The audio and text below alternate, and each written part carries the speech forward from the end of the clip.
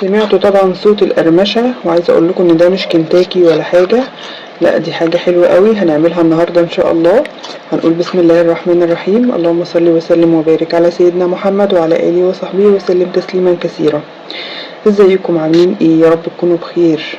طبعا ما عملناش بقى مع بعض خالص القرنبيط، فقلت بقى ايه نلحق نعمله الايام دي. جبت كده قرنبيطة او زي ما بيقولوا عليها الزهرة، بتجيبيها طبعا تكون كده ايه لونها فاتح، وتكون كده متفصصة في صوص كده وشكلها حلو يعجبك كده تشتريها على طول. طبعا انا جبتها، هبتدي دلوقتي ان انا شلت الحته الخضراء اللي فوق دي والراس، وابتديت ان انا افصلها من بعض كده، ما بقطعهاش صغير قوي في البدايه، انا بقطعها زهرات كبيره كده علشان بس افصلها من بعضها واعرف انضفها كويس، واعرف كمان اغسلها، وكمان لما تتسلق وبعد كده نبقى نقطعها زي ما احنا عايزين. بحاول بس ان انا افصل الوردات كده عن بعض، شايفين طبعا بكل سهوله بتتفصل. بحاول اشيل اي اجزاء زياده من العروق بتاعتها دي، وبفصلها عن بعض كده زي ما انتم شايفين اهي. طبعا زي ما انتم شايفين كده القطع كبيره، عمرها ما هتفضل على القطع الكبيره دي، لا انا بس عاملاها كده لحد لما نغسلها ونسلقها. جبت كده ميه احط فيها خل، وهنزل بقطع القرنبيط بتاعتي او الزهره بتاعتي، وهغسلها طبعا كويس جدا. عارفين طبعا الحاجات دي لازم تتغسل كويس جدا جدا.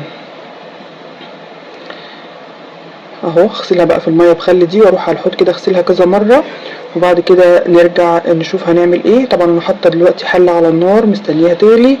على ما غسلت القرنبيطه طبعا كانت غليت اهي، هنزل عليها بملح وكمون. حابه بقى تحطي لبن زي ما بيحطوا الايام دي لبن، بس انا بصراحه استخسرته، اللبن غالي وهحط شويه وهدلقه. هو بصراحه الكمون بيقوم بالمهمه، يعني بيخليش اي ريحه قرنبيط، وكمان بيطرد الغازات اللي فيها والكلام ده كله. حابه بقى انك عندك لبن زياده وحابه تحطي لبن، حطي لبن. بيحطوا يعني ايه ربع كوبايه لبن كده او نص كوبايه لبن في الميه عشان تخلي القرنبيطه بيضه وكده، لكن انا ما حطيتش بصراحه. بحطها كده في الميه، تعرفي ازاي ان هي استوت؟ اول ما تبدا تغلي، بعد ما تحطيها في الميه طبعا درجه الحراره بتقل، فهتسيبيها، واول ما تبدا تغلي كده زي ما انتم شايفين هتعدي على الساعه 4 دقايق بالظبط. بعد ال4 دقايق هنبتدي ان احنا نطلعها على طول، ونطلعها في ميه بارده علشان توقف سوا. كده بتبقى واخده 3/4 سوا، علشان لسه كمان لما هتتحط في الزيت هتكمل سوا، وكمان تقدري ان انت تمسكيها بكل سهوله وما تتفرفتش معاكي، وتبقى كده يعني مفكوكه كلها، وتبقى كده مش حلوه خالص. لما بيزيد عليها السوا بتبقى مهريه وبتبقى مش حلوه خالص. هو بالظبط زي ما انا قلتلك كده، هتطلعيها بعد 4 دقايق بالظبط من اول ما الميه تبتدي تغلي. طلعت اول دفعه دول، طبعا كانت الحله مش واخده القرنبيط كله، وكنت سايباه ياخد مساحته فحطيته على مرتين. طلعتهم طبعا في طبق كده فيه ميه، وبعد كده هحطه بالجزء التاني، وبعد كده هشوف اللي في الميه بقى هطلعه واغير الميه، لان الميه بتسخن من سخونه القرنبيط والميه اللي كانت طالعه معاه. هطلعه بقى في مصفى يصفي، واطلع بقى غيره في ميه نضيفه تانية تكون ساقعه برضه. على ما يبردوا بقى هنحضر الخلطه. معايا كوبايه من الدقيق وربع كوبايه من النشا، هنزل عليهم كمان بمعلقه صغيره من البيكنج باودر، وهنحط طبعا الملح، وتحاولي تظبطي الملح بقى بتاعك. كمون طبعا ده اساسي مع القرنبيط. كزبرة ناشفة. فلفل اسود طبعا.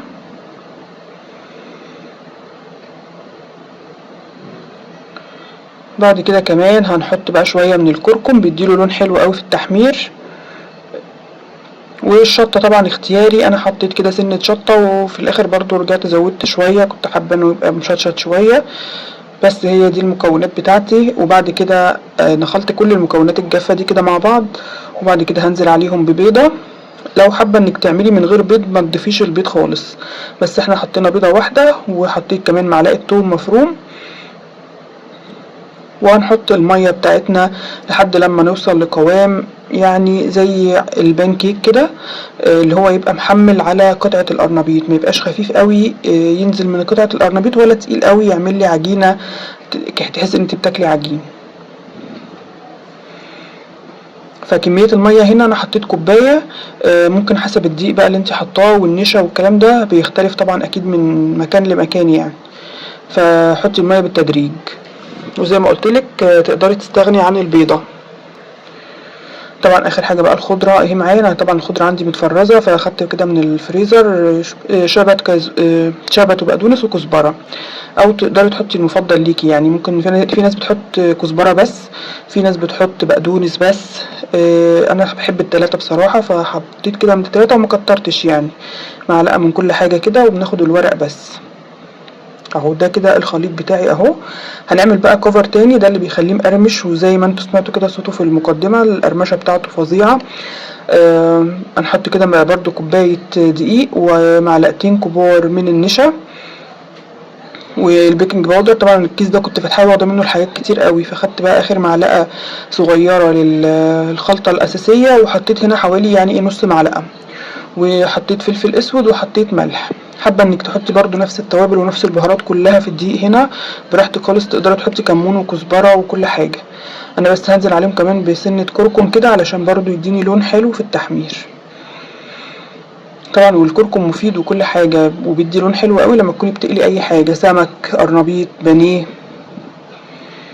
اهو. دي كده الكفر الخارجي بقى اللي احنا ايه هنستعمله لما خلاص القرنبيط بقى نيجي نعمل. بصوا بقى القرنبيط لما استوى وسبته بقى هدي كده وتصفى، بصوا انا بقطعه بقى دلوقتي القطع اللي انا عايزاها. بسم الله ما شاء الله، الله اكبر. القرنبيطه مليت لي الطبق ده، كبيره قوي وحلوه وما شاء الله، يعني حتى تشوفوا ان انا ما عملتهاش كلها لانها كانت كبيره جدا. بصوا بقى انا بفصل بالراحه، بصوا ما بتتهريش بقى في ايدي، مع انها مستويه جدا والعروق بتاعتها مستويه وطريه خالص، بس ما بتتهريش في ايدي خالص. يعني بصوا كل حاجه محتفظه بنفسها زي ما هي بالظبط. تقدري بقى تاخدي منهم جزء لو انت حابه اصلا تشيليه في الفريزر، حطي بقى في علبه او في حاجه حطي في الفريزر، تقدري تخرجيه على طول على القلي برضو بيكون تحفه جدا اهو. بصوا انا بفصله، العروق مستويه وكل حاجه وزي الزبده في ايدي. بصوا له ايه، يعني مش معقوله هسيبها كبيره كده، لا انا بقطعها بقى زي ما انا عايزه. بصوا تطلع محافظه على نفسها وكل حاجه متماسكه ومستويه. قطعي بقى الحجم اللي انت عايزاه والشكل اللي انت عايزاه اهو. بسم الله ما شاء الله، الكميه كلها اهي مليت لي الطبق ده كده. كل حاجه عندي جاهزه، والخلطه والكفر والقرنبيط. هنروح بقى على طول على الزيت ونبتدي نقلي. حطيتهم كده جنبي على البوتاجاز، كل حاجه قدامي كده على الصينيه. حطيت الطبق اللي فيه الخلطه وطبق الدقيق، وجنبهم طبعا ايه الزيت بيكون سخن وغزير. حطيت بقى الزيت بتاعي يسخن، ونزلت كده بالقرنبيط في الخلطه. بصوا بالخلطه بتحمل ومش تقيله قوي ولا خفيفه قوي، مظبوطه جدا. باخد بقى من الدقيق اللي هو الخارجي ده وبحط كده، ده اللي بيديله القرمشه، مهما يقعد معاكي بيفضل مقرمش وبيبقى طعمه حلو جدا جدا اهو. بصوا بقى الزيت اهو سخن، هبتدي انزل بالقرنبيط بتاعي. كل الكميه طبعا هتتعمل بالكميه دي. انا لحد لما انا فضلت اقلي لحد لما خلصت العجينه كلها والدقيق كمان. وقلت هو كده حلو قوي، ده كده على قد اكلنا. وفعلا ما شاء الله اتغدينا وتعشينا وفايض كمان. والباقي طبعا فاض مني قرنبيط تاني، حطيته بقى في علبه وحطيته في الفريزر، نبقى نطلعه بقى في يوم تاني مفيهوش اكل او حاجه، وممكن نعمله بقى ونعمل جنبه اي حاجه، بطاطس محمره، بتنجان، اي حاجه اهو. طبعا انت بقى بتحطيه في الزيت وعلى طول بتقلبيه، يعني مش بتسيبيه ياخد لون من جهه وبعدين تستني تقلبيه على الجهه التانيه، لا، طول ما انت واقفه كده بتقلبي فيه علشان يتحمر كويس ويستوي، وكمان يبقى كله متساوي في اللون، يعني كل جنب واخد نفس اللون ونفس القرمشه. خلصت طبعا الكميه اهي، دي اللي انا قلت لكم عليها، دي الكميه اللي انا عملتها. عملت الطبقين دول حلوين جدا جدا، بقول لكم اكلونا فغدونا وعشونا. وعملت طبعا سلطه، وده اللي فاض اهو. بصوا ما شاء الله، حبه برضو حلوين يعملوا طبق كمان كبير. حطيتهم بقى في علبه وحطيتهم في الفريزر، وقدمت ده كده بالسلطه بالعيش، وكانت اكله تحفه جدا جدا وبالف هنا وشفا. اتمنى تجربوها وتقولوا لي طريقتي عجبتكم ولا لا، واشوفكم على خير ان شاء الله في فيديو جديد. والسلام عليكم ورحمة الله وبركاته. لو عجبكم الفيديو ما تنسونيش لايك، اشتراك في القناة لو لسه مشتركتوش، فعلوا الجرس على كلمة الكل علشان يوصل لكم مني كل جديد. لايك للفيديو لو عجبكم، وشيروه على قد ما تقدروا علشان القناة تكبر بيكم وليكم، وكمان اصحابكم يشوفوه ويستفيدوا ويجربوا طريقة القرنبيط. واللي ما بيحبش القرنبيط يجرب الطريقة دي ان شاء الله هيحبه وهياكلوا بألف هنا وشفا. حبيت بقى اكمل لكم الفيديو النهارده كمان لما طلعت القرنبيط من الفريزر بعديها بكام يوم كده. كنت اليوم اللي انا صورت لكم فيه العيش الشامي الفيديو اللي فات. طلعت بقى معاه بقيه القرنبيط وعملته وكلناه بالعيش اللي احنا عملناه بالفيديو اللي فات. طبعا هسيب لكم رابط العيش في صندوق الوصف للي ما شافش طريقه العيش. طلعت بقى القرنبيط كده من الفريزر يفك، وبعد كده عملت له الخلطه زي الخلطه اللي انا كنت عاملاها طبعا في اول الفيديو. كوباية دقيق، ربع كوباية نشا، التوابل بقى اللي عندك كمون، كزبرة، توابل مشكلة، كركم، بابريكا أو شطة، براحتك خالص بقى الحاجات اللي انت عايزة تحطيها. وكمان لو عندك بيكنج باودر حطي كمان بيكنج باودر. انا ما كانش عندي بس ما حطيت بقى سنة كده من الكربوناتو، ما حطيتش بيكنج باودر واداني نفس النتيجة.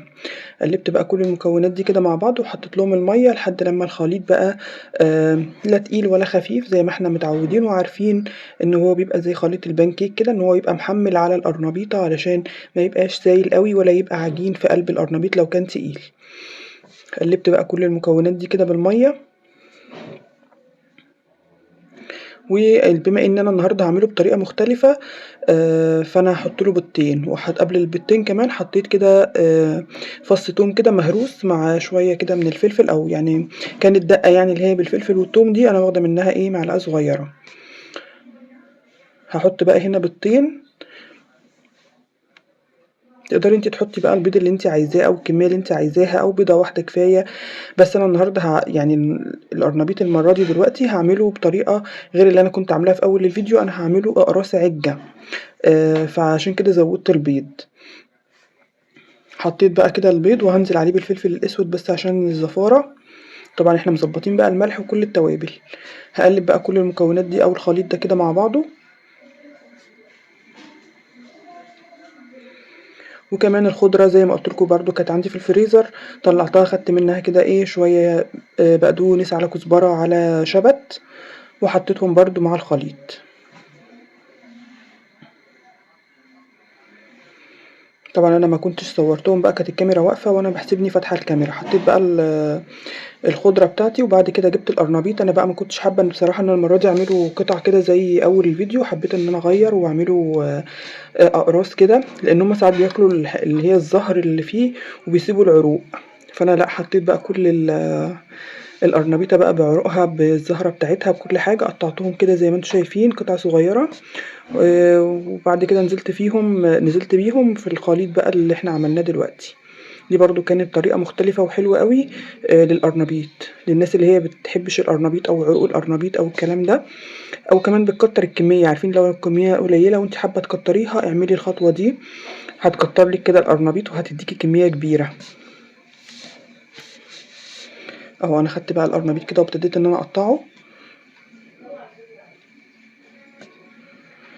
انا هحط بقى كده ايه شويه بشويه لحد لما الاقي يعني ما كانش زياده في الخليط ولا قليل في الخليط. يعني انا هنزل كده الحبه اللي انا هقطعهم دول هنزل بيهم في الطبق، وبعد كده هقلب واشوف محتاج تاني قد ايه، وببتدي ان انا اقطع لحد لما اخلص الكميه. على فكره انا ما حطيتش القرنبيط كمان كله اللي كان فايض معايا، يعني انا سبت كان حوالي 3 سبتهم ما حطيتهمش في الخليط علشان ما يبقاش بس الخليط مش متناسب، يعني هو ايه نسبه وتناسب كده.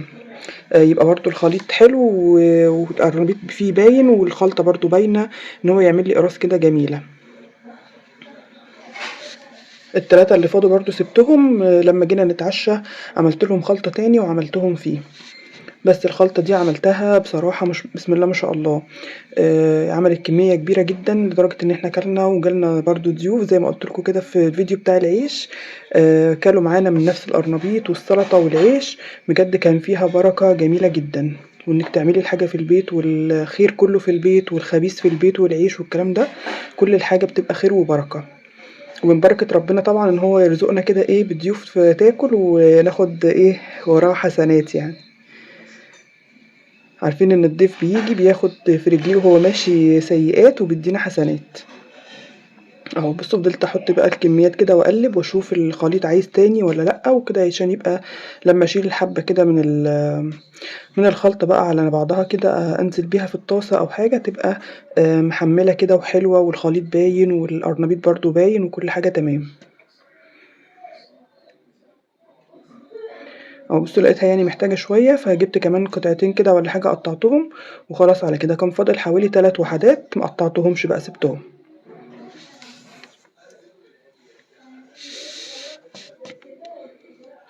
انا حبيت اديكم برضو المقطع ده او اكمل لكم يعني الفيديو لما طلعت القرنبيط من الفريزر. تقدري كمان تعمليه عشان الناس اللي بتقلق ان هي تعينه في الفريزر. شايفين ما شاء الله اصلا طالع ماسك نفسه حلو جدا جدا.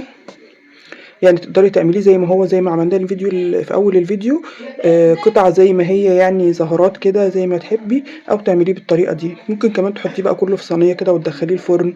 ممكن تقليه زي ما انا هقليه في الزيت، بيبقى حلو قوي ومغذي. طبعا القرنبيط جميل وكله قيمة غذائية. وشايفين طبعا الخلطة والبيض والحاجات اللي فيه تحفة، والخضرة والثوم وكل الكلام ده.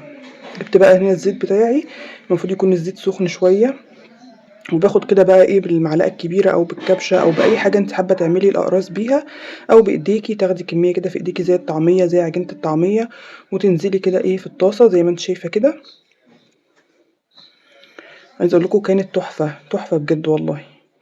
تقوليليش بقى بانيه ولا تقولولي اي حاجة، القرنبيط بصراحة تحفة. اهو بسيبه بقى لحد لما يستوي خالص ويبقى بقى متماسك كده، ببتدي ان انا اقلبه على الجهة التانية. بصوا الاقراص ماسكة نفسها ومتناسقة كده مع الخلطة، وما فكتش ولا ساحت في الخلطة ولا حاجة. الخلطة مظبوطة. لو كانت خفيفة او حاجة كانت هتلاقيها ملت الطاسة كده وبقت فتافيت كده في الطاسة. لكن بصوا ما شاء الله ماسكة نفسها، والقطع ماسكة نفسها زي ما انتم شايفين. تاخد بقى وش كده من الجهتين، طبعا ما بتاخدش وقت خالص، وبتبقى مستوية وجميلة وشكلها تحفة. بصوا قطع همبرجر والله، احلى من الهمبرجر كمان. اهو بطلعهم بقى وبحط غيرهم بالمعلقة برضو كده، والحجم اللي انت عايزاه. ممكن بالمعلقة الصغيرة وتعملي اقراص صغيرة زي ما انا عاملة كده بالكبشة دي كده. اقراص متوسطة كده ممكن تعملي بيها زي ما قلتلك يعني بايديكي. اهو باخد بالمعلقة وبنزل كده زي ما انتوا شايفين. عملت بقى الكمية كلها، بسم الله ما شاء الله. عملت لي طبقين برضو حلوين. الكمية كانت تحفة بصراحة. يعني شفتوا اصلا الحبة اللي انا عملتهم في اول الفيديو اللي احنا قضينا بيهم اول مرة، عملوا لي طبقين حلوين، ودول برضو عملوا لي طبقين حلوين، وكمان عملوا لي طبق للعشاء كمان. اهو بصوا خلصت بقى الكمية كلها. وده طبعا العيش اللي كنا عاملينه الفيديو اللي فات. اهو بصوا الطبق ما شاء الله. وعملت سلطة وحطيت بقى كده القرنبيط والسلطة والعيش، وكان الاكل تحفة تحفة تحفة. والقرنبيط جميل والعيش اجمل، والسلطة طبعا حاجات كده كلها من البيت، روعة وجميلة وبألف هنا وشفا للي كل. بصوا بقى العيش وجماله. بصوا العيش اللي احنا عاملينه بصنع ايدينا، لا فيه قلب كده كتير لا الرغيف محمل كده وطري وجميل جدا وبألف هنا وشفا. اتمنى يكون الفيديو عجبكم.